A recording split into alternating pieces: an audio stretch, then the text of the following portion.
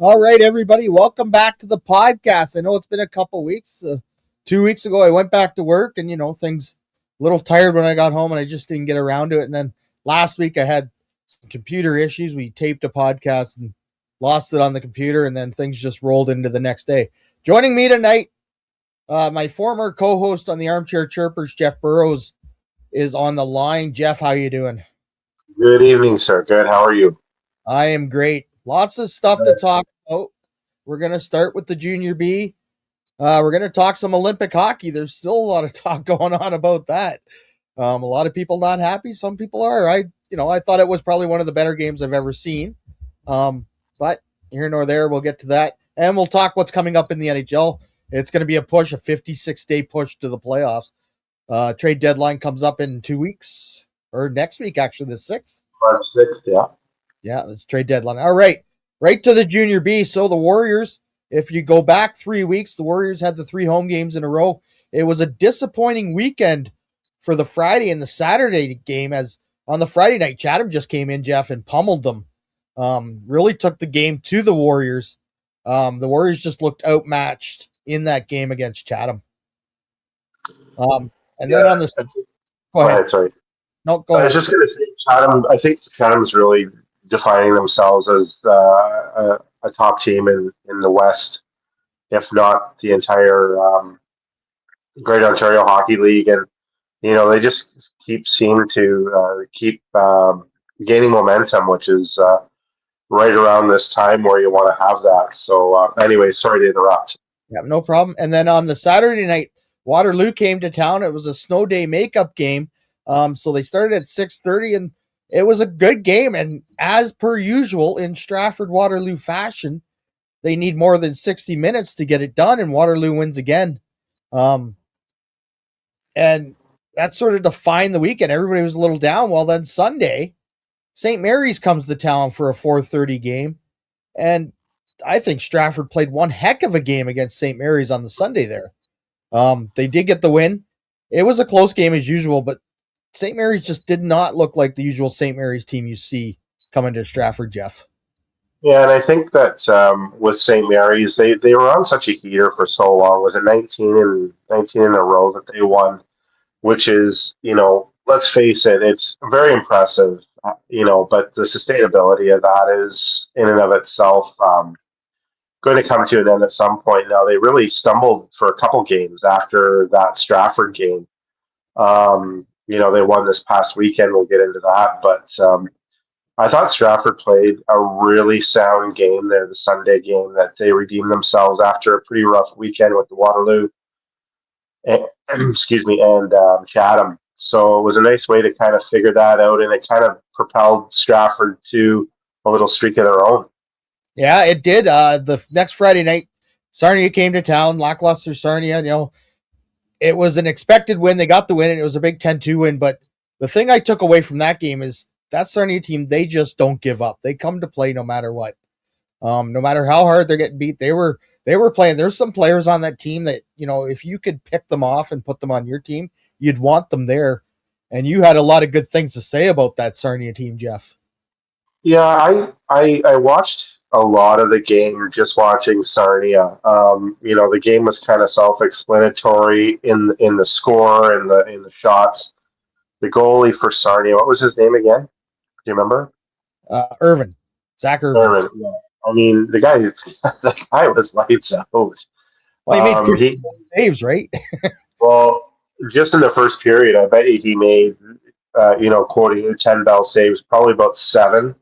Yeah. And, he was really starting to puzzle Stratford a little bit. Obviously, that changed throughout the game, but I like some of the pieces that they have. You can tell they're very young. You can tell that they don't have a lot of experience. You can tell that they're trying to overcome the adversity of their challenges this year. But, they have 305 goals against and 76 for. So it's a long season to get these players to come to the rink, to get them to buy in, to keep pressing. And like you say, they didn't give up. They kept pressing, and you know what? There's a lot of different opinions of this team. I really think in the next couple of years they're going to be able to figure some things out, which is good.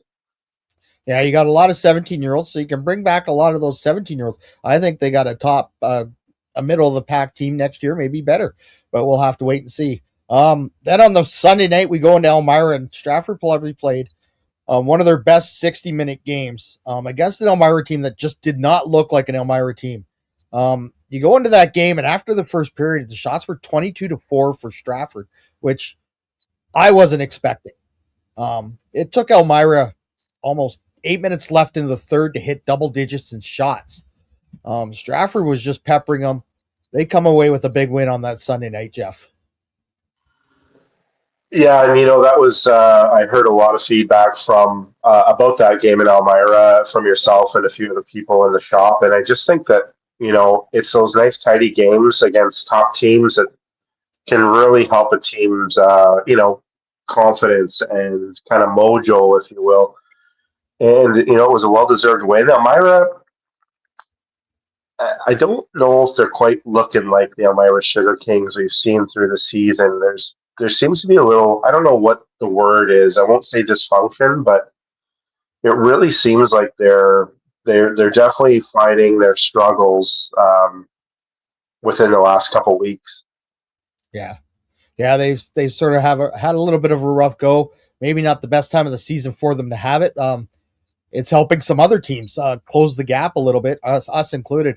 Then on Monday, we had the regular Stratford Listowel Family Day Battle of Perth County there. Stratford goes up to Listowel, and they really didn't let their foot off the gas from Sunday night. We were kind of worried about that. We had talked about that on the pregame show and everything, that, this could have the effect of another trap game, a big win over Elmira the night before, and you come into Listowel on the Monday afternoon, and you're all your adrenaline from last night is sort of worn off and you're into it. But Stratford stayed right in the game. They get the big 4-2 win, pretty much put the dagger in Listowel's season, and clinched their own playoff ticket to the dance in the same day. So that was good to see the Warriors do that, Jeff. Yeah, I mean, winning games that you're supposed to is definitely something that is probably always stressed with the coaching staff and management. We've seen this. We've seen this Western Conference. It's a dogfight, and any given night you have to be ready. It doesn't matter. And I mean, last night we'll get into that, but going up and beating the Cyclones when you're supposed to is exactly what the forecast should be. Yep. So that was a good game there. And then we're gonna get into this past weekend. I think I'm just trying to see if I can't figure out the stars. I got them in the wrong order. Well, we'll get into this past weekend. So Friday night, St. Thomas comes to town. St. Thomas usually gives us a lot of trouble, but Stratford played well. Noah Bender was in net, back in net. He had, maybe fighting the puck a little earlier, a couple games ago in that, but he was in net and he put on a clinic going from, he played well in Listowel on the Monday game, but the Friday night game, he was just solid against St. Thomas. A young team. St. Thomas just looks like maybe they've started to run out of big gas with all these rookies. 50 games, they're at about 46 now. 46 games for some of these kids. That's a lot of hockey. It's a grind in the GOHL, Jeff. Yeah, and I think too, when you find these rookies, and the examples have come through Stratford as well, with a heavy rookie campaign through the season, they find out that it is quite a jump if they're playing AAA or Junior C. Jason Clark has said it numerous times where they really try to prepare these young players for the grind of the season. You got St. Thomas literally at 500 at 21-21, and goals for 171 and goals against 171. Who knew? But they've been competing. The games that they played Stratford, you can see the capabilities there. It's just a matter of them putting in a little bit of time, getting more reps in the league, and really understanding, the tempo and the different levels of talent that you can see, the speed. That this league is a very fast league, and it's definitely part of the transition. So. And we'll skip forward to Sunday afternoon. The Warriors traveled to Waterloo. The big history between these teams, over 350 games played against each other. Could this be the last time they go to Waterloo in a regular season? It might be if the rumors stay the way they are, but we're not going to dwell into the rumors because, there's still rumors. Nothing's been announced officially. Stratford comes away with the big 2-0 win there. Noah Bender played well again. So 2 shutouts in a row there. And then, just with that, Noah Bender got the performer of the week in the Western Conference there. 3 games played, 3 wins, .971 goals, or save percentage, 66 saves, and 2 shutouts. So a great 3-game stretch there for Noah Bender. And so that'll bring us up to last night. Go ahead, Jeff. Well, just really quickly with Bender there, he really needed that. He was needing to find a little stretch of games to get him back in the rhythm. I think he was fighting the puck pretty good there for a couple of weekends, and what happens with that? Well, the questions start: Is he going to be dependable for playoffs and so on? And I think with this type of momentum now, he seems like he's back in the groove, and he'll need to be that if Stratford plans on making some run here coming up. So we'll have to see. Yeah, we'll have to see. What people don't, some people might not know, this is the most games Noah's played in the last 2 years. Really, because when he was in the OHL, he was predominantly a backup goaltender, so he wasn't getting all the games he is with Stratford, right? Interesting. Yeah, so that's a workload that he's really embraced. I think he's doing a great job. Stratford in net with goals against of 120. That's pretty responsible, if you ask me. In compared to other teams, I mean, first place Chatham's at 137. St. Mary's is at 105. Elmira Sugar Kings are at 120 as well, and then it dips right up to 148 with London. So it's good to see Stratford with their goaltending situation. It's going to be very imperative when the puck is dropped in the postseason, and let's hope these guys can stay healthy. Yeah. Now we'll move on to last night's game. A rare Monday night game. You have Strathroy come to town, and Strathroy is battling down there at the bottom for the 6th, 7th, 8th spot and 9th spot because St. Thomas is really still in it. I don't know about you, Jeff, but me watching that game, Stratford really took the play to Strathroy. They got a lot of shots. Stratford blocked a lot of shots, didn't let a lot of shots against. And it was kind of a slow game. It was like neither of the teams really wanted to take control of that game last night, Jeff. Yeah, it was a bit of a head scratcher. Stratford was really forcing the play. I really like the Reese Brown line. Their tenacity around the boards and in the corners really produced a lot of chances for them. And with the puck luck, not to make excuses, but man, that puck was just not going in the net for Stratford last night.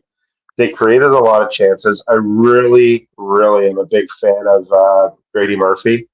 Yeah. That kid just is a dog out there. He just plays with such intensity, and he has to work for everything that he does out there.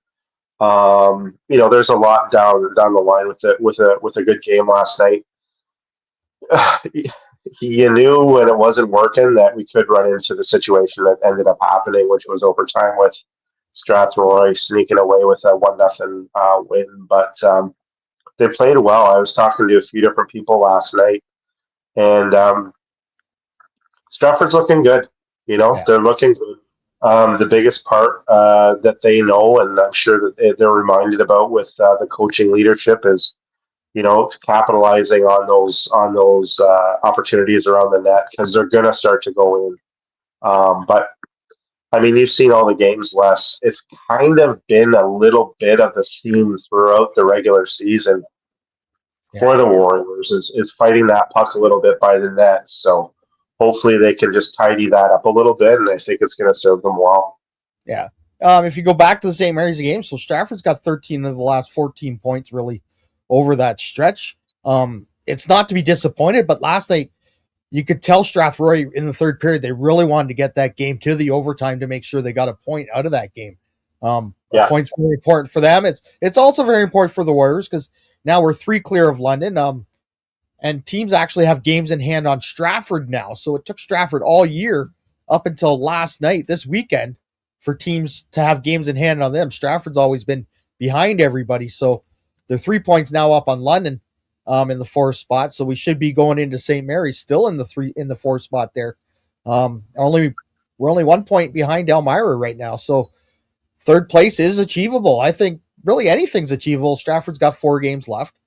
They got St. Mary's Friday night. We go to Strathroy again Saturday to play them again. The next Friday, we have Waterloo in town. And then on the last Sunday night, we travel to Chatham. And that Chatham game, that could decide who each team plays if it comes down to that near the end of the year. I mean, is it the top 8 teams that go to the yeah. Yeah, I mean, there's this team out of LaSalle that has a lot of people's attention too. I mean, they came in the other week there on a Friday night into St. Mary's and beat them handily 5-2. And,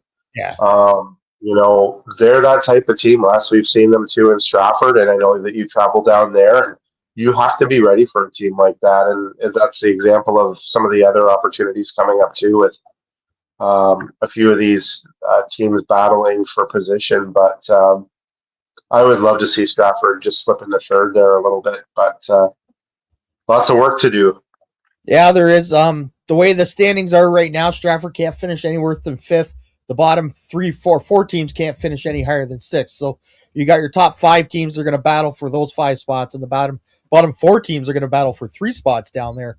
It's going to be quite a war if St. Thomas can hold up their end of the bargain. But you got Waterloo now back in 8th spot. Waterloo jumps up in the 6th spot. Stratford gets the 3rd spot. That would be quite the playoff series. The big Stratford and Waterloo, it doesn't matter how the teams are playing. We know what those Stratford Waterloo series would be like. Yeah, absolutely. Best type of entertainment for this league, I think. Yeah. A lot of other things still happening up top, like Elmira went to Chatham Sunday night and they lost in Chatham. They had to play an AP goaltender as their 2 regular goaltenders were injured.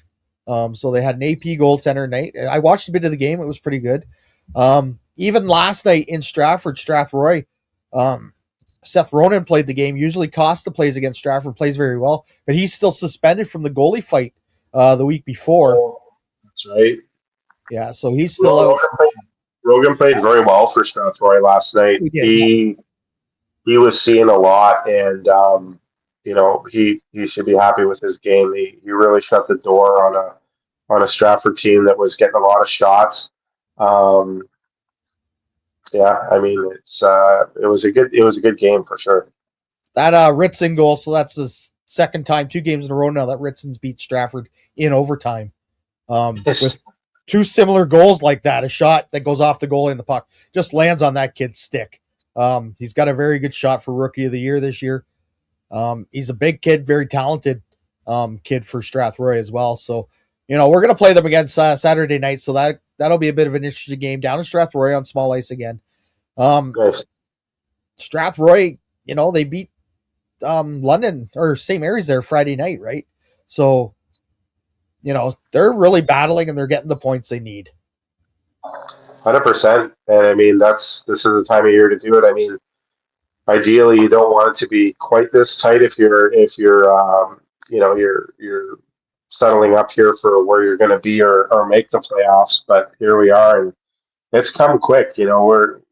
Stratford's at 46 games, like you mentioned. They have 4 more left. I mean, it's here. It's a matter of a week and a half or so, and yeah, we're down to the final 2 weeks.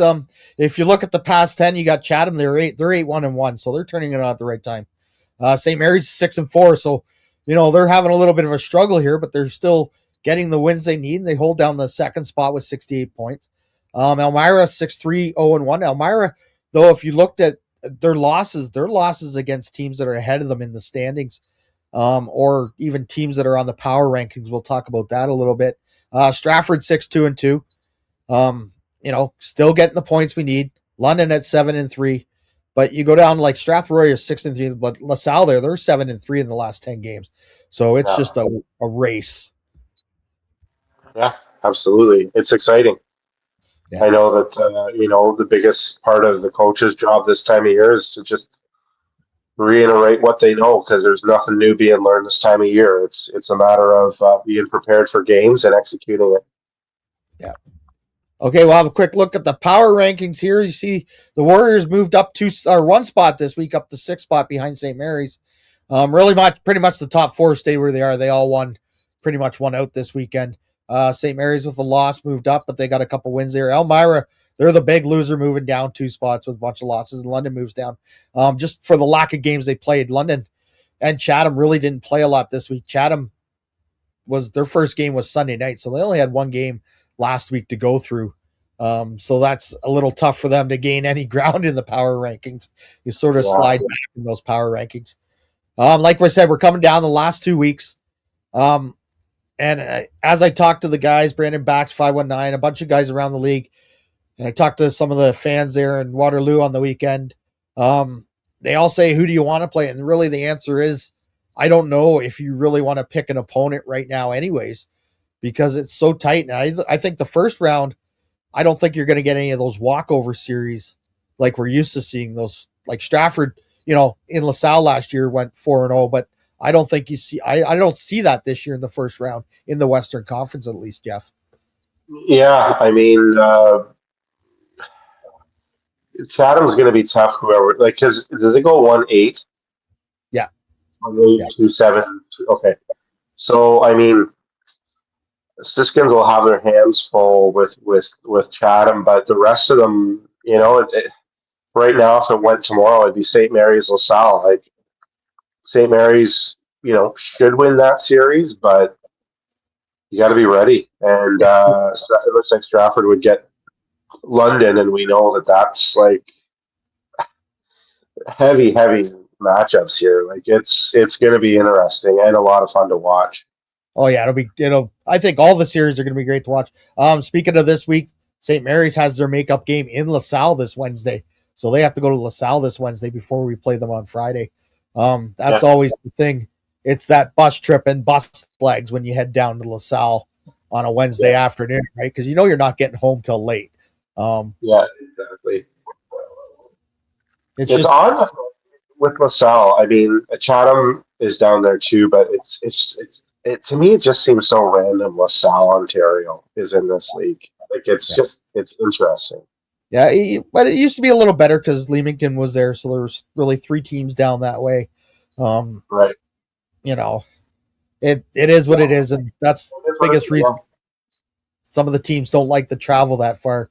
They talk about having to go to LaSalle 3 hours, and they only have to go to Fort Erie for an hour and 45, which is good. But in Stratford here, we're pretty much dead in the middle. We're going 2.5 hours to LaSalle. We're going 2.5 hours to Fort Erie, so it doesn't matter. We are right in the things in the middle, so we could be in either conference, and it really wouldn't matter for travel. But this is where this is why it's the wild, wild west in the Western Conference, because it's just crazy, and we're going to have more of this coming up in the next couple things. You can see our next games this coming weekend, and then the last 2 games, Waterloo in town and Chatham. So our next home game's not till next Friday when Waterloo comes to town. It should be a big crowd, I'm thinking, hopefully. And then we go to Chatham on the Sunday night to finish off the regular season. Then we probably won't know till after that final Sunday, where the teams might be situated. So we might not know who we play till Monday morning. But we'll have to wait to see on that.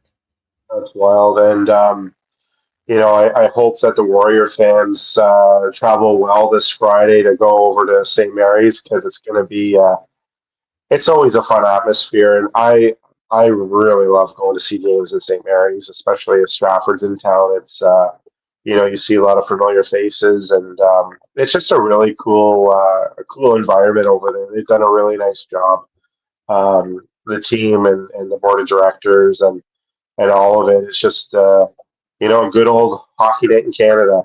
So, yeah, it is, and it's great to see. And like I said, when I was talking to a guy in Waterloo, he says, "Oh, you got no home game," and I said, "Well, it's only 22 minutes from door to door to St. Mary's, so you get a lot of Stratford fans there at St. Mary's games, and vice versa." Sorry, I was just even today. a couple people were in the shop and they're going, "Are you heading over?" And it's like it's kind of hard to miss. Yeah. Right. You don't want to miss that one. Yeah, and it'll be you never know. Maybe we get the second round matchup this year if both teams can get through, and we get a Stratford St. Mary's playoff series. I honestly think that would be phenomenal for both organizations. Just attendance wise, I think you can pretty much count on a couple sold out games or close to it. Just in that series. Absolutely. So that's the Junior B report. So like I said, it's going to be wild right down to the finish, guys. And the general and I will be on the air about 5 minutes before each game, coming to you live either from the Almond or wherever we are. And I try and bring you a good product every now and then. And sometimes we go off the rails. Last Monday in Listowel was just a heck of a. Nobody could keep connected. Even the home broadcast in Listowel was having a heck of a time.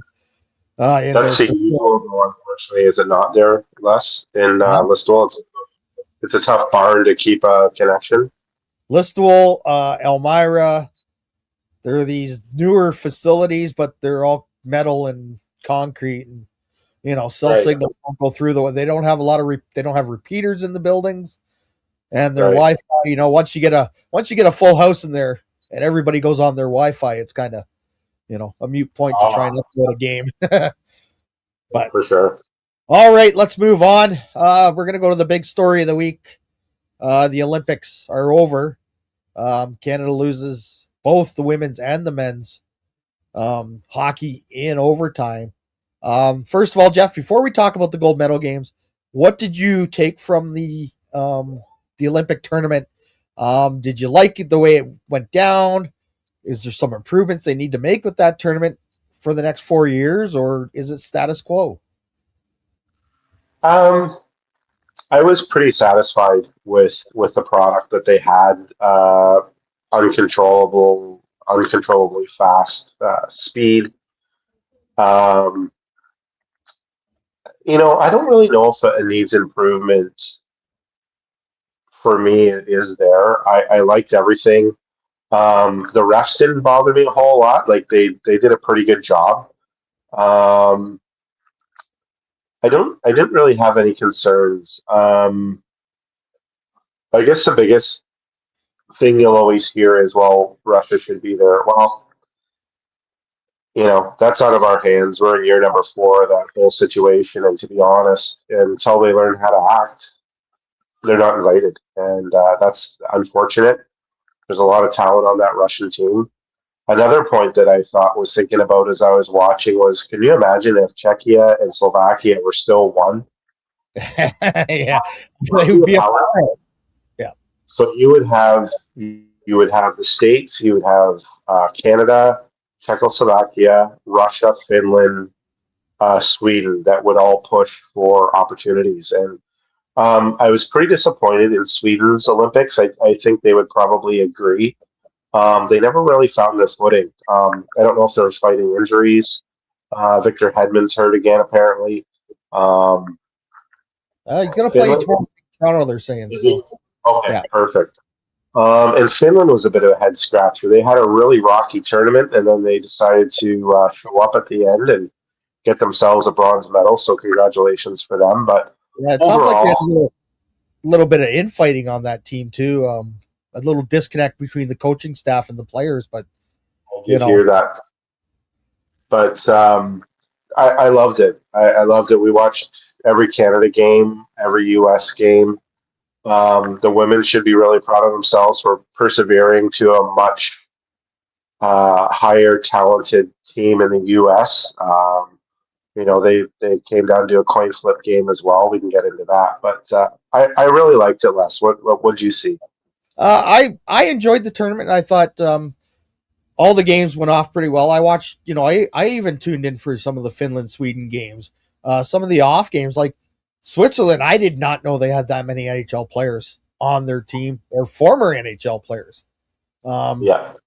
I thought Germany might have been a little disappointment with the team they were able to ice out there, but you don't have the selection really. You do a Canada, US, Sweden, Finland, but I thought they would have been a little better, but honestly, Jeff, in that tournament, I think we got what everybody wanted to see, both on the women's side and the men's side. I know the women's side's still pretty much a Canada-US tournament. It's kind of hard, but Canada had problems here and there. Losing Philippe Poulin there in that one game and for a couple games before the gold medal game, that's tough because she's not Captain Clutch for just because they want to call her that. She scores big goals on the international stage. And if that's her last appearance for Canada, I would just thank her for everything she's done for Hockey Canada, because she is pretty much the face of that program. 100%. And what a warrior. The play that she got hurt was crazy to watch. It's like her body tried to snap in half, and she had back issues. I was a little confused. I watched the women's games throughout the tournament, and gosh, there is a gray area for perceived hits and contact and all that. And I think that's what promotes these injuries, because they don't know exactly where the line is. There's a lot of gray, and it's a lot of do we get away with this? Do we not? I think if they could tidy that up a little bit in the women's game, I think you would notice a little bit more of a predictable safety. I'm not saying the Poulin hit was malicious, but it was full out body contact. So you can't be almost pregnant. Can you hit or can you not? Yeah. And if you can't, she just, unfortunately she fell awkward. But yeah, congratulations to her. Congratulations to the team. The winger Stacy, she really caught my attention. She's very fast and talented, and there's a lot of them out there. I do think that we need to have a look at the younger players, because I think that was the key to USA's success, and it really showed to benefit them really good. They've now got people in their system that are in the NCAA divisions, visually very good at playing hockey. So I think maybe Canada should have a look at maybe that type of formula. It's hard to say. But I was proud of the women. They did a great job. Yeah, and my thought in that gold medal game, the hockey gods were a lot of part of that game, because Hillary Knight had already said this would be her last game for the U.S., and then she scores the golden goal. So, everybody talks about the hockey gods. I think they had a bit of a play there. Over the men's side, we get to the quarterfinals, and that Canada ran into a bit of trouble there. But both the Canada and the U.S. had to go to overtime to get to where they got. Quinn Hughes scored the one overtime winner for the U.S. to move on. And Mitch Marner came through for Canada, and there was a lot of, I saw Jeff's post, Marner for mayor. Marner for mayor. If you guys know Jeff Burrows. Yeah, we haven't had the best relationship. But yeah, I mean, Mitch really came through, and I'm glad that he was able to do that, because one thing I was really concerned about as they were kind of stumbling along in the elimination games is they were really relying on celebrating McDavid line to do all the offense, which, just as we know in these tournaments, it doesn't work. Yeah. Yeah, I'm glad Mitch stepped up. I'm glad Suzuki, brought that deflection in that was severely going wide, and that kind of sparked the team. And I mean, you look at the team, and there's lots of offensive upside, and it was kind of a little bit, like I say, of a head scratcher to see them fall into that type of pattern where they were really depending on McDavid's line to do all the work, scoring. It's not a good formula, so it's good to see that happen. Yeah, and when I saw the semifinal matchups, all I saw was Czechia, and I went, "Oh no!" We know the history Czechia has with Canada, either on the junior side or if you go back a couple Olympics on the men's side there. But both teams got through, and everybody got the matchup we wanted. We got the Canada-USA matchup. Doug Ford even came through and allowed the bars to open up at 6 a.m. There was a lot of chatter out of the States. They didn't like that. And I was watching Sports Center and they had Biz Nasty on it. Biz Nasty says, yeah, we know how to do it in Ontario. He said, you just open up the bars and allow them to sell liquor and that'll get people out. But he said, in Canada, you'd get up at any time to really watch hockey. They don't have a problem. That gold medal game, so it was a great hockey game. It didn't end the way we wanted it, but Canada had their chances. They had a couple times there where, 9 times out of 10, the McKinnon thing, he doesn't hit the post. That thing goes in the net. Yeah. And I mean, you start to get a little bit concerned, observing, the common hockey fan probably wouldn't have noticed it, but for as much as we watch hockey, you just see these little signals through a game. And once McDavid just got his hands tied on that breakaway, Celebrini didn't have a really great opportunity on his breakaway, McKinnon missing the open net. You just kind of felt this little shift or tweak in the game, and you knew that with the amount that Canada was pushing and not getting rewarded, the Devontae's right out in front with the paddle. Yeah, and he had the game of his lifetime, right? So, to me, the way I look, what did I take away? I'm proud of our guys. I think they played their best game of the tournament and lost. They lost in a coin flip in overtime. I didn't have any issue with the 3-on-3. I like the 3-on-3 because we knew the game was going to be over, in 5 or 10 minutes. We weren't going to be there all day watching this hockey game. The way those two teams were playing, if it was 5-on-5, we could have been there forever. They might have played well into the afternoon, right? Yeah, and then there's the ridicule of McDavid having a quiet game. I mean, people have to really understand the eliteness of that tournament. Oh yeah, and McDavid delivered all tournament, and he was a little quiet that game. He's not a choker. He's not. If there may be some perception of that, he completely justified the evaluation of him being the best player in the world, in my opinion. We saw the torch pass to McDavid there. He gets to see with Crosby going down. I'm not sure Crosby would have made that big of a difference in the gold medal game if he was healthy. Maybe just the Crosby, the leader on the bench might have helped out. Maybe in the 3-on-3, he's out there on the ice, with McDavid or whatever, the second line or whatever. But I wasn't a fan of the Gudis hit on Crosby, but that'll probably be dealt with next year when Pittsburgh maybe plays Anaheim. No, sure. Just a quick thought for me on Sid is, he's going to have 40 goals and 100 points this year if he stays healthy in the NHL.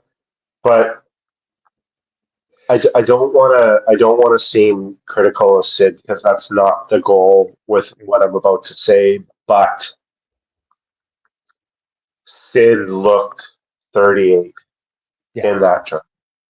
And I don't mean anything other than the sheer speed and pace of those games is ridiculous. And you see the players, another player that probably isn't 100%, but, Marchand. I just don't think they're fast enough. And it's such a delicate balance of choosing these players that can play with such a high altitude of speed, agility, talent. You name all the adjectives, but I was sad to see Sid go the way he did. I think you're right in the analysis of I don't think he'd be the game changer in the gold medal game, but Sid looked a little bit older in that tournament, and it was too bad he got sent off that way, but still so proud of him in his career in the Olympics. Yeah. Before we move on from the Olympics, Jeff, I got two things for you. I got a trivia question. Jack Hughes scores the winner. What connection does Jack Hughes have to the Stratford Culletons? Oh, their dad played for here in Stratford in 1981. 84, 85. 45. And Jim. his billet house was with the General. Oh, is that right?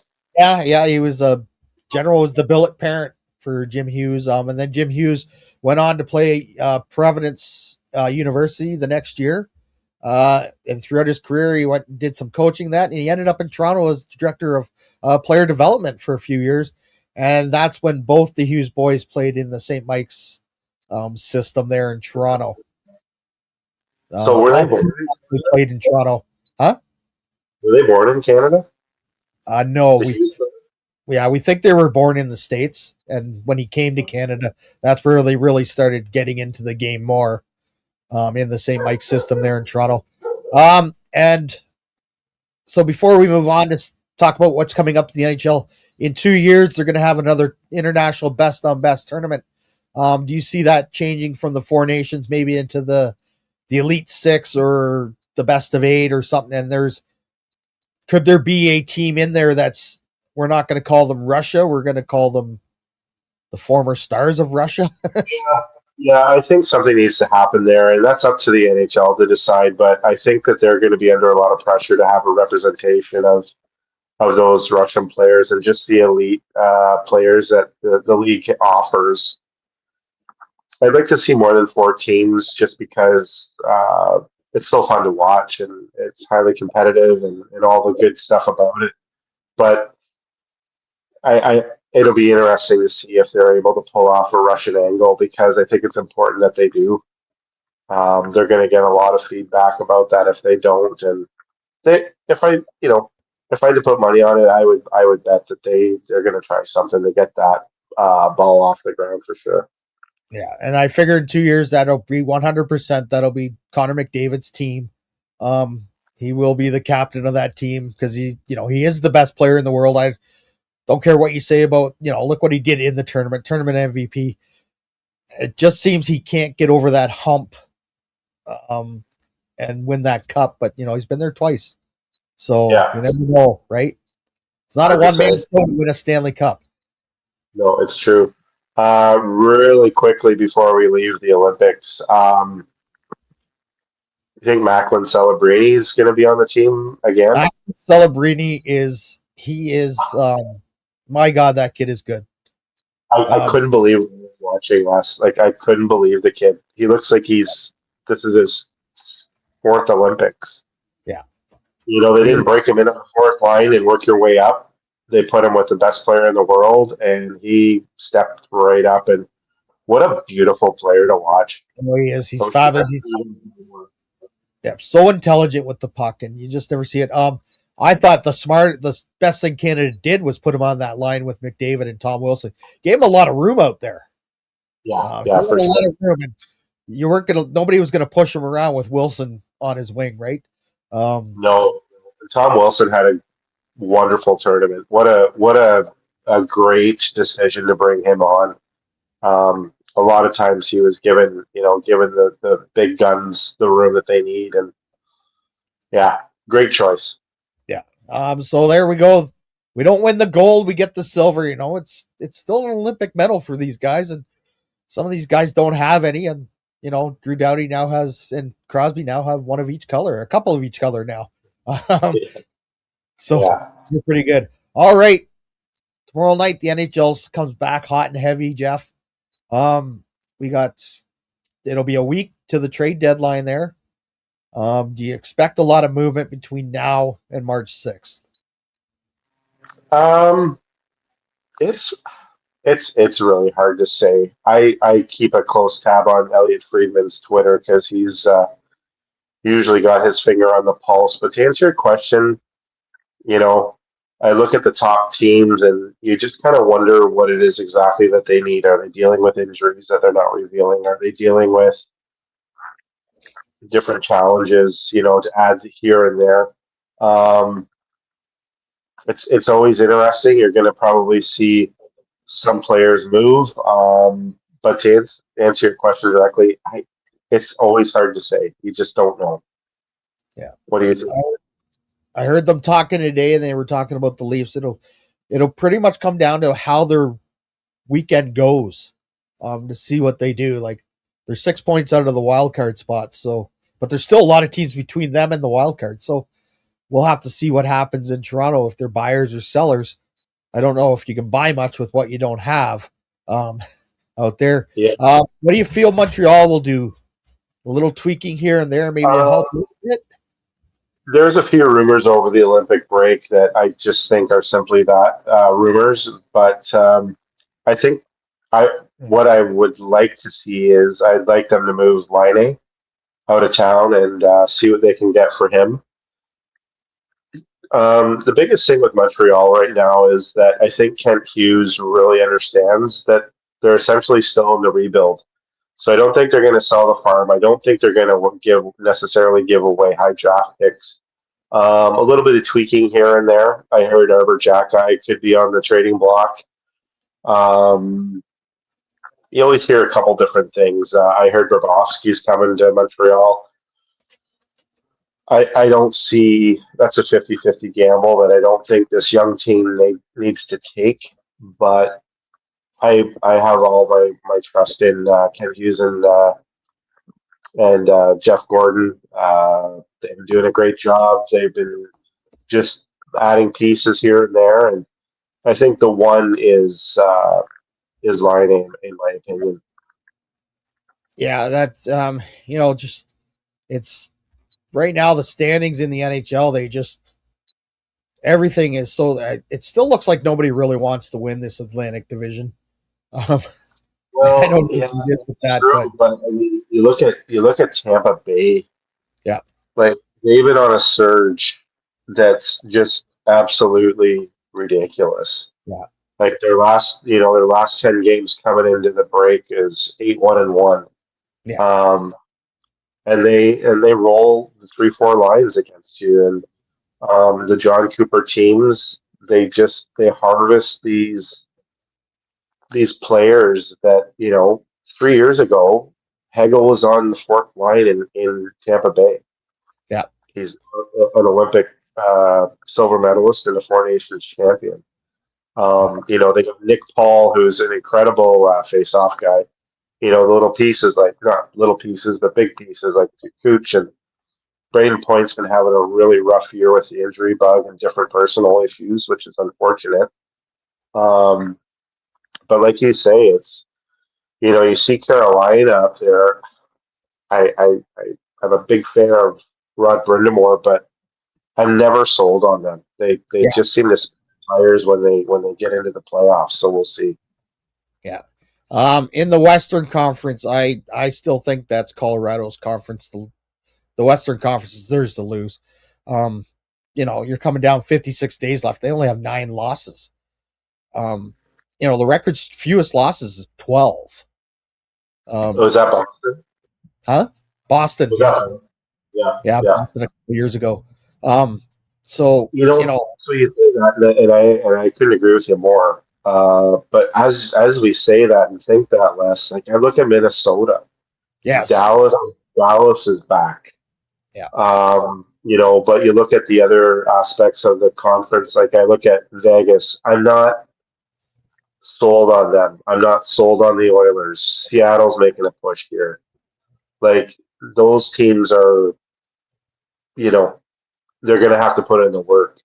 Yeah. But the Dallas, Minnesota, and Colorado, like, no thanks. You don't want to be playing that first round. It's going to be heavy duty. Yeah, and me, I'm not a big fan of the way they have it set up right now because, in that Western Conference, you're going to lose. You're going to lose in the Central Division. You're going to lose one of those 3 teams that are pretty much running this league, right? Yeah. Over there in the first round, and it's tough to see, but that's just the way it's set up right now. Both wild cards, and they could just come down to the end. Like, well, Utah, come on. Yeah. But just with Anaheim, like they've been pushing for quite a while now, and I don't know, they're showing a lot of consistency with their play, and it's interesting to think that they're flirting with an opportunity here, but man, it's like 25, 27 games in the next 7 weeks. Yeah. It's an average of 4 a week. Like it's these players are going to be, and then you got to go into the first round of the NHL playoffs. Like, yeah, it's going to be something. Yeah, one of the biggest stories I think in the East might be the Buffalo Sabres making the playoffs. It's been 15 years. 15 years since they made the playoffs. I really hope they do. Like, how can you not? When we picked them, Ottawa and Detroit to turn the corner, and everything went south a couple years ago. Yeah, no, and it's true. And I've heard a lot of non-confidence in the Red Wings this year, and they just seem to find a way. Yeah. I think you're really starting to see the Yzerman footprint, starting to really take shape. I know he's been there 9 years, but it takes time. Like, people wanted him fired 3 years ago. I think the ownership really understands that it takes time because they were at the bottom, right? They had to basically start from scratch. So, Sabres. Let's see if they can do it. They're an exciting team. Have you watched any of their games this year? Yeah, I've caught a couple of their games. They're pretty good. Mike Nectel, assistant coach of the Warriors, he's a big Sabres fan, so we get a lot of it on the bus too. So, but they're a very exciting team to watch. Tage Thompson, I just think the guy's fabulous. I thought their goaltending in Buffalo would be questionable, but they've sort of settled things down, right? Yeah. I mean, they're even in the in the goal differential, they're plus 19, which is really something. And to think that Kevin Adams is rumored to be up for GM of the year, and he's unemployed. Yeah, like they're only 2 points up second in the Atlantic, so they might not even be a wild card team when we get there. They could be right up there with everybody else in the Atlantic. It's going to come right down to the end. Yeah, and Boston, they're sticking in there too, and you can't ever count them out. Yeah. So, I'm not sure with the Leafs what's going to happen if they don't make the playoffs. They retool, they have to. I don't think you can start all over again. Well, not with your two players, right? Like, not every team that for instance, if you do miss the playoffs, not every team has a luxury of having like a Matthews and a Nylander. Like, they have some pieces there. They have to figure out what they're going to do with McMahon. There's a few players there that are good pieces. Matthew Nyes, he's kind of had a bit of a slower second half of the first half there. I don't know exactly what he's battling, but he certainly hasn't been himself. But, get him rolling. There's good options there. I mean, we'll just have to see. Did you hear anything about why Sweden benched Oliver Ekman-Larsson? No, I didn't. No. I'm not sure. I'm not sure if that was at all. Yeah, that might be a coach's thing, or maybe he was still, I know he was hurt there just before the Olympics and that. Yeah. But we'll have to see. Nylander, he had a good tournament. He wasn't outstanding, but if he can stay healthy, I think, that obviously helps the Leafs' chances more. But I think they're in tough to make the playoffs, but we'll have to see. Yeah, for sure. And I mean, it's like with Toronto, when they went on that push there, and I think they went on a really good run, and then they kind of fell back into their funk. I don't like. It's like an engine with a missing cylinder. Like, there's just something missing there this year, and I haven't talked to anybody who knows what it is. I don't think it's coaching. I don't think it's Matthews. I don't think it's Nylander. Tavares is maybe starting to show his age a little bit with the wear and tear of the season. But he's still that valuable piece that they're going to need. So. It's always interesting, that's for sure. Oh, yeah, it'll be great. Last 56 days of the regular season. It'll be a battle. All right, Jeff, we're done with that'll do it for the NHL. The Jays back on the ball field. Yeah. I've been waiting for it. After last year, 7 games in the World Series. And then talk Scherzer might be back in Toronto this year. Yeah. That'd be yeah. With all their pitching problems, their starters that are hurt, I don't think it's a bad idea, really. I couldn't agree more. I like Scherzer. I like the role that he played with the team. He was essential to them in the playoffs when the going got tough. He was, the biggest cheerleader if he wasn't in the game, and told told Schneider to go back to the bench when he went to pull him. So he's a gamer. He's a very competitive individual, and I think that's what this team needs. I'm looking forward to see the new additions, the Japanese players, and a lot of people ask me about the loss of Bo Bichette, and I've always had a philosophy or thought process with players, and if you don't want to play here, we don't want you. Like, yeah, yep. Go ahead. It's obvious that he signed for money, and that's what he wanted to do. So, are we going to miss him? I don't know. I guess we'll find out. But not being painfully biased, but I really like their team. I like the pieces they added.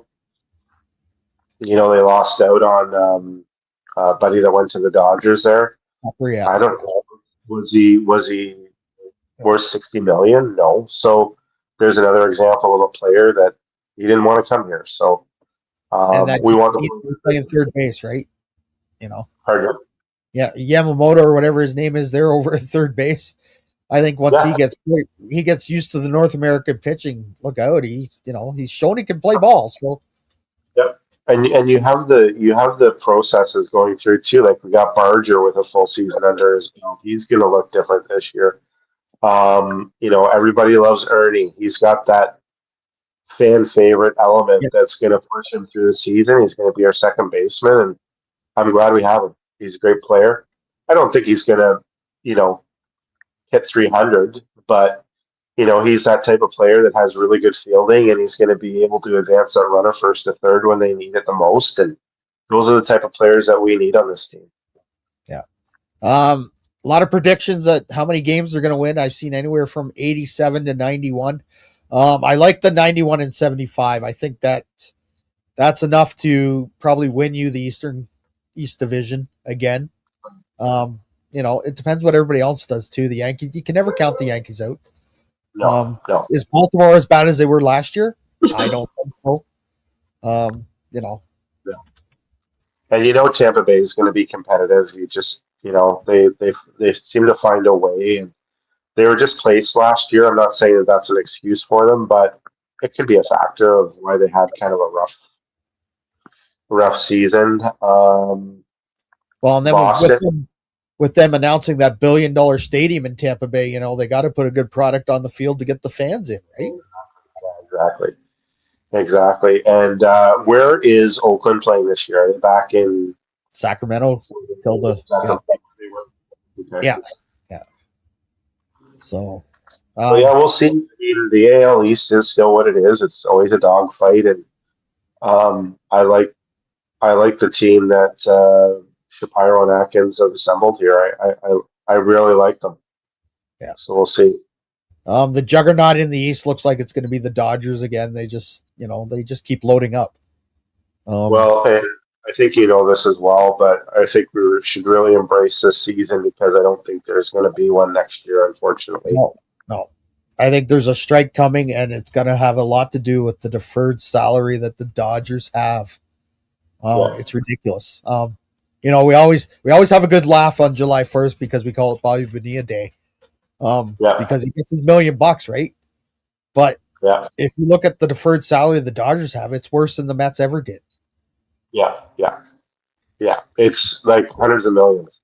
Yeah, it's ridiculous. Yeah. Well, that was another thing. What's that? Go ahead. No, I was just going to say the Dodgers over the last 3 off seasons have spent $2.3 billion. Like it's just, it's out of control. Yeah, it's something's got to be done. I don't think you see a hard salary cap, but this luxury tax is a joke. Yeah. It doesn't really do anything, in my No. opinion, except make the teams that don't make any money, it keeps them up afloat. So we'll have to see. But it's good to see the ball players back on the field, and some great baseball is good to see every day. Yeah, couldn't agree more. Yeah. All right, Jeff. That hour went by really quick. Great having you back in the program. Yeah, I appreciate the invite, Les. I love coming on, and I hear lots of great feedback around town about your podcast. So congrats on your achievements with this podcast, and yeah, keep it going. And I'll visit again at some point, I'm sure. Yeah, we'll have you back on. Like I said, we play it by ear. We might have a podcast next week. We don't know. Like sometimes if there's nothing to talk about and I don't have any guests scheduled, I'm not going to come on here and talk for 40 minutes about nothing. But yeah, so the Warriors with 4 games left in the season. Big game this Friday night in St. Mary's. So if you got time, folks, hop in the car and come on over. It should be a dandy affair there. And we're getting right down to the playoffs, and we know what the playoffs are like in Junior B hockey in Stratford. Get the Willie. Get that barn filled up because it's a great place to watch hockey when it's full. All right, Jeff, thanks for joining us, and we'll be back next week, guys. Have a good night, everybody.